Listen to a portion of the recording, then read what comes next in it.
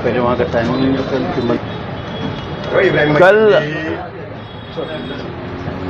कल शरद पवार जी की जाहिर सभा है।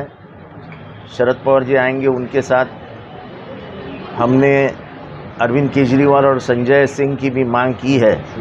हो सकता है कि वो दोनों भी आ जाए, तो अगर आएंगे तो चार चांद लग जाएंगे। हमारी कोशिश है कि दोनों भी मुमरा यानी तीनों मुमरा पहुंच जाएं। थोड़ी भी देर तक उन्होंने बयान किया तो मुमरा के लिए अच्छा होगा, ऐसी हमारी सोच है।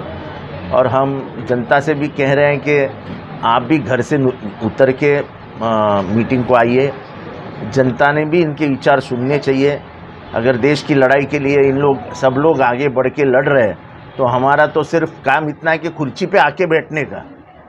अगर उतना भी हम नहीं कर सके तो फिर ये लड़ाई का कोई मतलब ही नहीं है।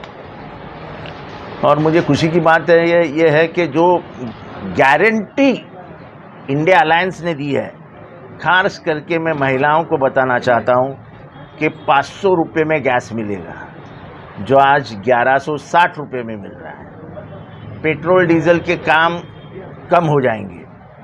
जीएसटी फिर से रिवाइज हो जाएगा, जो 18%, 28%, 38% है, वो बिल्कुल ख़त्म किया जाएगा। और जो भी स्लैब है वो 15% के नीचे आ जाएगा। 15% के ऊपर एक भी स्लैब नहीं रहेगा। फिर दूसरी जो ये है कि हर औरत के पास, जिसके पास पीला कार्ड है, उसको महीने को 8,500 रुपया घर पे मिलेगा। कितना? 8,500 रुपया हर गरीब महिला को मिलेगा। हर नौजवान को 1,00,000 रुपया, अगर वो ग्रेजुएट है तो उसको 1,00,000 रुपया स्टाइपेंड मिलेगा। नौकरी नहीं है तो उसको 1,00,000 रुपया स्टाइपेंड मिलेगा। फिर आरक्षण जो है उसकी मर्यादा 50% से बढ़ाई जाएगी। और पूरे देश में जाति निहाय जनगणना होगी, तो एक बार ही दूध का दूध, पानी का पानी हो जाए कि इस देश में बहुजन कितने हैं। फिर महिलाओं के लिए वसति गृह बांधे जाएंगे, जिसको हम हॉस्टल्स कहते हैं, ताकि उनको पढ़ाई के लिए, विद्या के लिए सुविधा हो जाएगी। मनरेगा जो है, मजदूरों को कम से कम 400 रुपया दिन का दिया जाएगा। अगर वो मनरेगा पे काम करता है तो उसको कम से कम 400 रुपये दिए जाएंगे। फिर 30,000 नौकरियां पहले 2 महीने में दी जाएगी। 30 लाख, सॉरी 30,000 में 30 लाख। हाईकोर्ट और सुप्रीम कोर्ट में जितने भी जगह खाली है वो तुरंत भर दिए जाएंगे। जितने भी college, government colleges, MBBS, BE, engineering college में जितने भी प्रोफेसर के पद खाली है वो 2 महीने में भर दिए जाएंगे। तो ये बहुत बड़ा वारंटी का हमने ये निकाला है। और ज़्यादातर ये लोग तलवार देते हैं हाथ में, हम कलम देंगे हाथ में। हम तलवार के ऊपर भरोसा नहीं रखते, हम कलम के ऊपर भरोसा रखते हैं। हम हर आदमी कलम लेके अपनी तालीम पूरी करने के लिए हम उसके हाथ में कलम देंगे, ताकि तो वो तलवार को खत्म कर सके। सर, एजुकेशन में फीस को लेकर के प्राइवेट स्कूल्स में बहुत ज्यादा है, तो गवर्नमेंट स्कूल की इस तरीके की हालत है कि पढ़ाने के लिए बच्चे नहीं भेज सकते, तो उसमें क्या करें? इसमें क्या हो गया है कि हमारे यहाँ भी लोगों को शौक है कि अपने बच्चे होराइजन में जाएं, अपने बच्चे सिंगानिया में जाएं। तो हम भी गवर्नमेंट स्कूल में बच्चों को भेजने से हिचकिचाते हैं।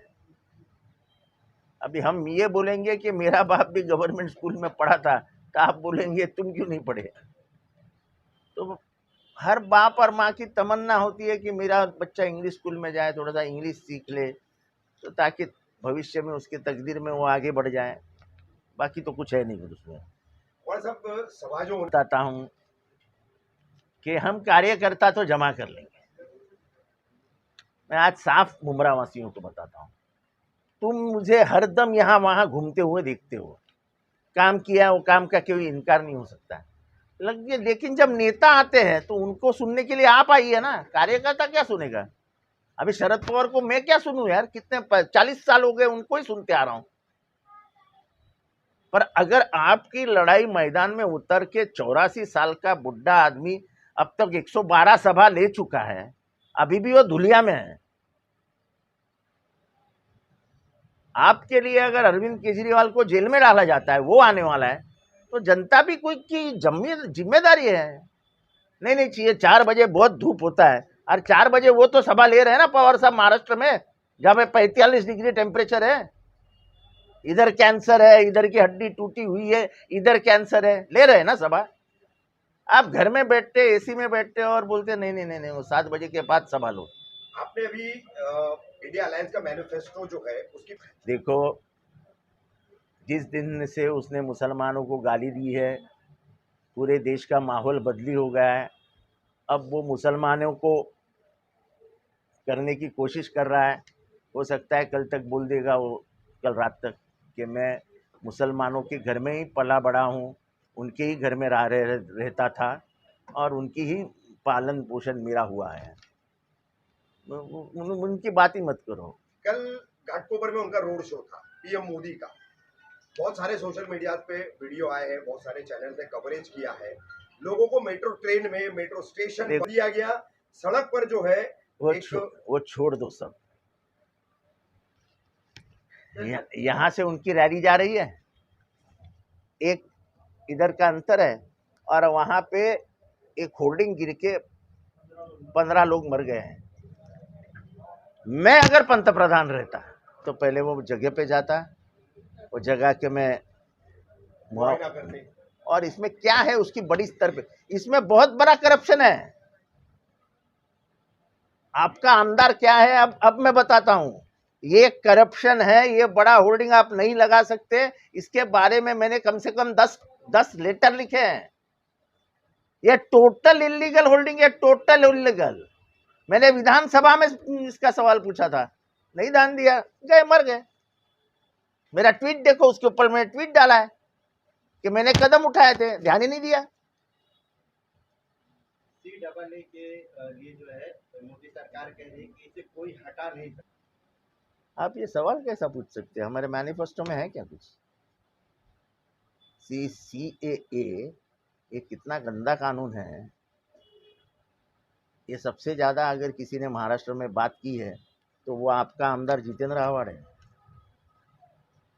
जितनी मैंने सभाएं महाराष्ट्र में ली है, शायद ही किसी ने ली है। कोई मुस्लिम नेता भी नहीं ने भी इतनी सभाएं नहीं ली है। जालना, बीड, औरंगाबाद, नगर, अमरावती, नागपुर, ऐसे कौन से जिले जाकर मैं वहाँ सभा नहीं किया हूँ। पर उसके बाद कोरोना आ गया तो सब खत्म हो गया। लेकिन मैं तुमको बोलता हूँ, 370 का कलम क्यों हटाया गया और इसकी क्यों इतनी ज्यादा बवाल हो गया। 370 के पहले कोई भी भारतीय नागरिक कश्मीर में जाके जमीन नहीं ले सकता था। आपको अगर कश्मीर में जमीन लेनी है तो कश्मीरी को ही लेनी पड़ती थी। कश्मीर के खाइयों में कुछ ऐसे मिनरल्स है जो दुनिया में कुछ ही जगह पे प्राप्त होते और बहुत महंगे हैं। तो उनकी जो खुदाई है, वो खुदाई करने के लिए 370 हटाया गया। और वो खुदाई कौन कर रहा है, उसमें बोलने को भारतीयों को जब हम कोई उनको मालूम है कि किधर से आएगा आदमी और कौन खुदाई करेगा। सिर्फ वो लिथियम नाम का जो मट्टे मिनरल है वो मिलाने के लिए, और वो सिर्फ कश्मीर में है, ये जानकारी है, इसलिए कश्मीर से 370 हटाया गया। बाकी क्या फर्क गिरा 370 से? अतिरिक्त कम हुए क्या? पाकिस्तान की घुसपैठियां कम हो गए क्या? जितने घुसखोर घुसने, जितने मारने वाले घुसते ही है। पाकिस्तान की सुरक्षा में कुछ फर्क हुआ क्या? अभी बोल रहे हैं आज उनका नया मसला शुरू हो गया, पाक का कश्मीर हम ले लेंगे। तो अब तक किसने रोका था उन्हें? कोई रोक के रखा था क्या? मजाक है क्या? POK ले लेंगे, वो इंटरनेशनल मुद्दा बन गया है। मेरे भारत के लोगों को समझता ही नहीं। ऐसा बीजेपी के लोगों को अब लगने लगा है कि ये सब भारतीय दिमागी पागल है, इनको कुछ भी बोल दो। कल ले लो ना पीओके, कल हम तुम्हारे साथ है, चलो ले लो पीओके।